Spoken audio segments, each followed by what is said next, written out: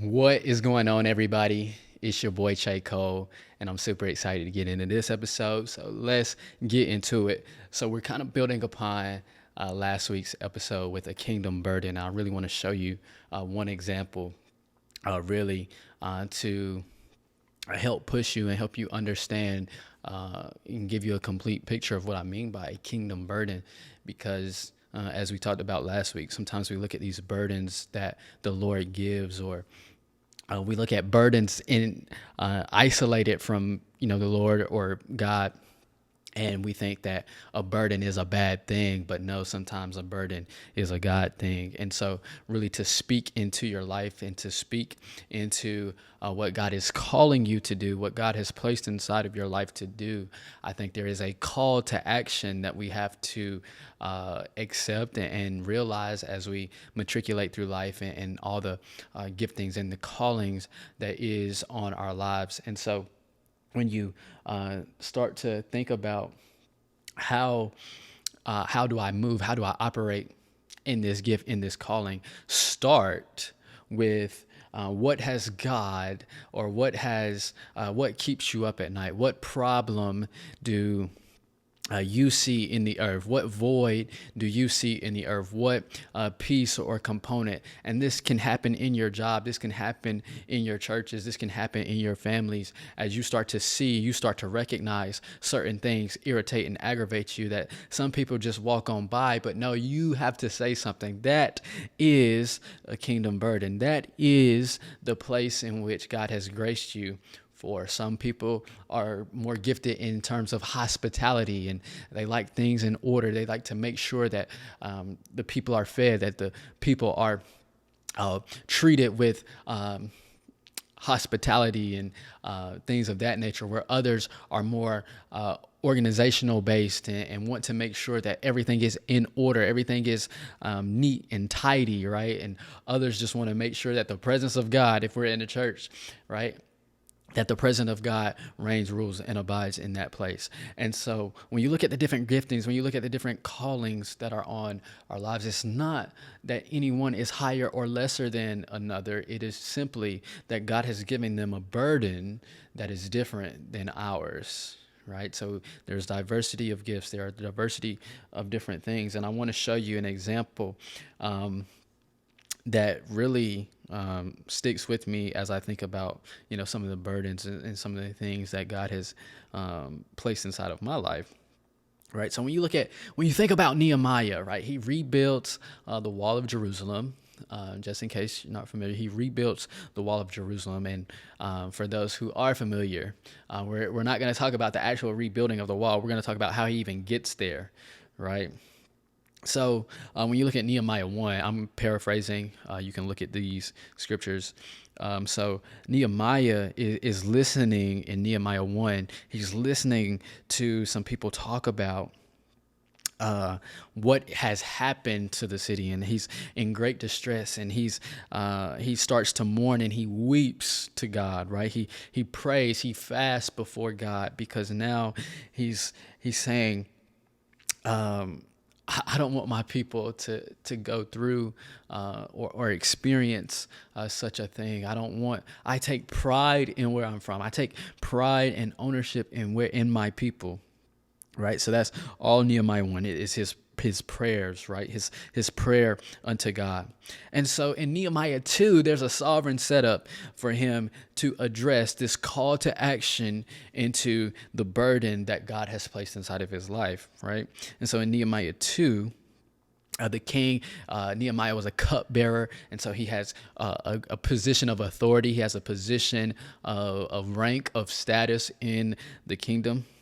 Right. And so the king says to him, because this changes his demeanor, his countenance changed, right, when he initially heard of what was happening to his people. And so then he goes, and the king asks him, "Why are you sad? Why is your face distraught?" For you people that wear your emotions on your face, right? You understand, like, you can just see it. You can just read it on your face. And so the king, and during this period of time, in terms of culture, it was said that to be in the presence of the king, you had to at least fake it till you make it, and because the king, being in the king's presence, come on somebody, being in the king's presence should bring you joy. It should exude joy, and so you should not be sad in the presence of the king. That'll preach by itself, but let's keep moving. And so the king asked him, "Why are you sad, Nehemiah? Why are you wearing your emotions on your face? Fix your face. You're in the presence of me." And so Nehemiah responds and says, how can I, pretty much, with my city in ruin and in wreckage and things of that nature, right? And so the king says, "What do you request? What is it that you want?" And so it says, this is Nehemiah 2, verse 4, right? And so he says, "So I prayed to God in heaven." In verse 5, he says, "And I said to the king, if it pleases the king, and if your servant has found favor in your sight, I ask that you send me to Judah, to the city of my father's tomb, that I may rebuild it." All right. And so that's the dramatic thrust of this episode. It is that we see, he says, "Send me." Come on, Canton Spirituals. "Send me and I'll go. Send me to this place and I'll rebuild the walls. I'll rebuild what has been left in ruin, what has been left in wreckage." And so, as we see here, it started with Nehemiah overhearing some people talk about how his city is doing, how his people are doing, and that changes his countenance. That the Lord places a burden on him to where he can't escape it, he can't shake it, and now he's wearing it on his face. And so, for many of us, we've been given this burden, and we can't stop. We fall asleep thinking about it. Sometimes we have dreams about it. Sometimes we can't sleep about it. And you're trying to figure out, why do I have this burden? Why does this thing keep me up at night? It's because the Lord is saying, "I want to send you that you may rebuild it." And so before I jump ahead of myself, because we see here that as Nehemiah received the burden, he prayed about it. He asked God to have mercy on his people, to think about his people, to move on his people. And then before he even responds to the king, when the king asks him, "What do you want to do?" he prayed to God. So in this burden, in this time of what you may be dealing with and what you may have and notice in your life, start praying about it. "Lord, how do you want me to respond to this?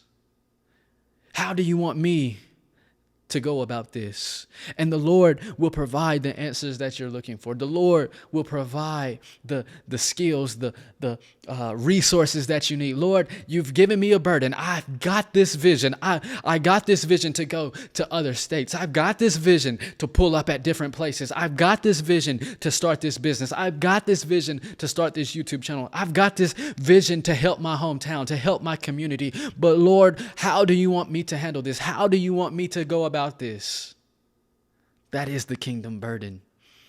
That is a posture of prayer that we must have when we go to address these things. How can one go unless he is sent? Right? And so in terms of praying and being led by prayer and fasting, as we've talked about on here in previous episodes, having a lifestyle of prayer and fasting, that's what we see here. Nehemiah asks the king. He goes before the physical king and the heavenly king. Come on, somebody. Right?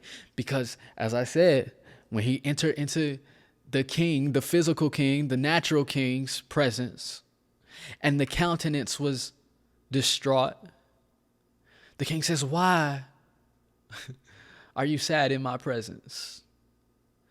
So this burden that you have, when you take it to the King of Kings and the Lord of Lords, why are you sad in his presence? Why do you mourn in his presence? Ask the Lord, "How do you want me to go about this? You have placed this on my life. Do you want me to address it, or am I supposed to speak it to someone who can?" That's a real thing. "Lord, I don't have the help."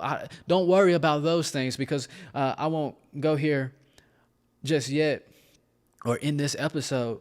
But not only does the king send him, but Nehemiah gets bold later on, and he says to send help, to send help with me.